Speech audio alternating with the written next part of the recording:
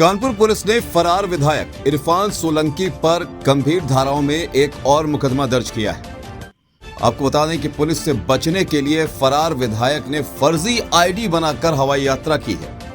Police की गिरफ्त से बचने के लिए एक शहर से दूसरे शहर में भागने के लिए फर्जी आईडी का विधायक द्वारा उपयोग किया गया है। फोटो अपनी, नाम पता किसी और का इस्तेमाल किया है, जिसके चलते पुलिस ने भगोड़े विधायक के खिलाफ मुकदमा दर्ज किया है। आपको बता दें कि पुलिस सूत्रों के मुताबिक 10 नवंबर को इरफान सोलंकी ने नकली डॉक्यूमेंट बनाए। 11 नवंबर को अशरफ अली के नाम से यात्रा की। वहीं पुलिस अब सपा विधायक इरफान सोलंकी की संपत्ति कुर्क करने की तैयारी में है। कानपुर पुलिस ने इरफान सोलंकी मामले में इमिग्रेशन डिपार्टमेंट को इरफान सोलंकी को फ्लाइट रिस्क बताते हुए नोटिफाई किया है। कानपुर पुलिस ने ग्वालटोली थाने में 198/2022 मुकदमा दर्ज किया है, जिस मुकदमे में आईपीसी की धारा 212, 419, 420, 467, 468, 471 और 120B लगाई गई है। जब कानपुर पुलिस जाजमऊ केस के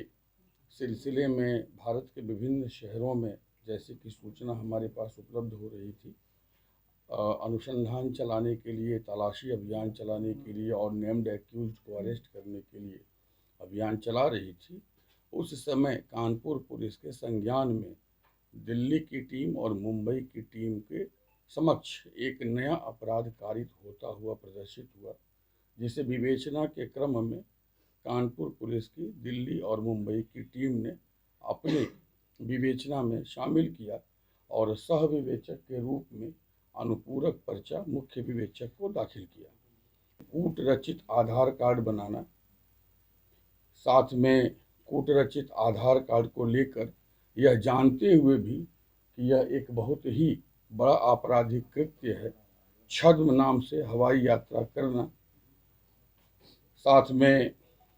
अंतर्राष्ट्रीय हवाई अड्डे के सुरक्षा घेरे को छद्म नाम से तोड़ना, जिसमें दूसरे का नाम और अपना फोटो लगा हुआ पहचान पत्र प्रस्तुत करना, साथ में इंडिगो की विमान से नई दिल्ली से मुंबई यात्रा करना और वहां पुनः छद्म नाम से बाहर निकलना। ये चीज़ जब सामने आई विवेचना के क्रम में, तो हम लोगों ने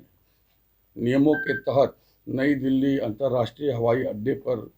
हमने 65B के तहत सीसीटीवी कैमरे के फुटेजेज कलेक्ट किए और हमने पाया कि 11 तारीख को हमारे जाजमऊ केस के अभियुक्त इरफान सोलंकी वहाँ पे अंदर जाते हुए दिखाई दिए और उस फुटेज को कलेक्ट किया गया। सेम फुटेज सिमिलर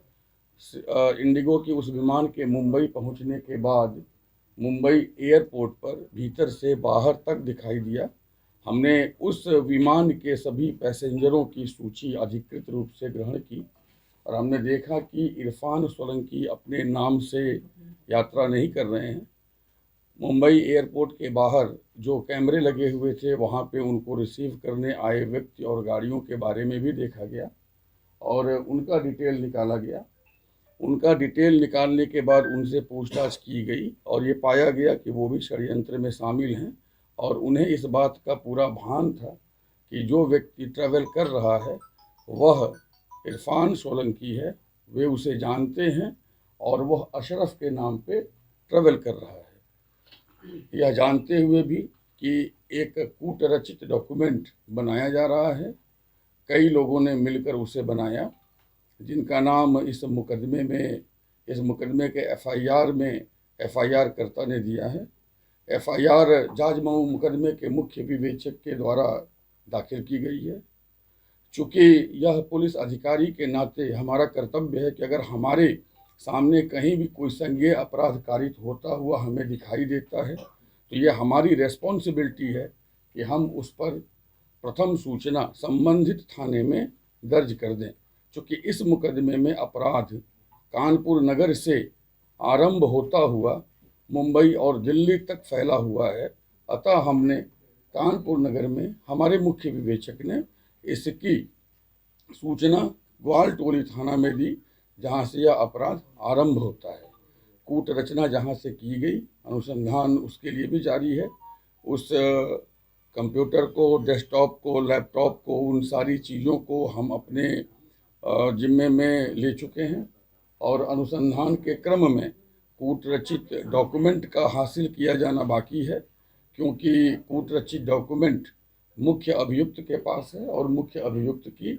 अभी भी गिरफ्तारी संभव नहीं हो पाई है। हालांकि इस कूट रचना में शामिल और अपराध के कारित किए जाने का भान होते हुए भी अपराध के कारित किए जाने में स्टेज बाय स्टेज इन्वॉल्व जितने भी लोग हैं, उन सभी लोगों को लाया गया है, उनसे पूछताछ की जा रही है और उन्हें गिरफ्तार किया जा रहा है।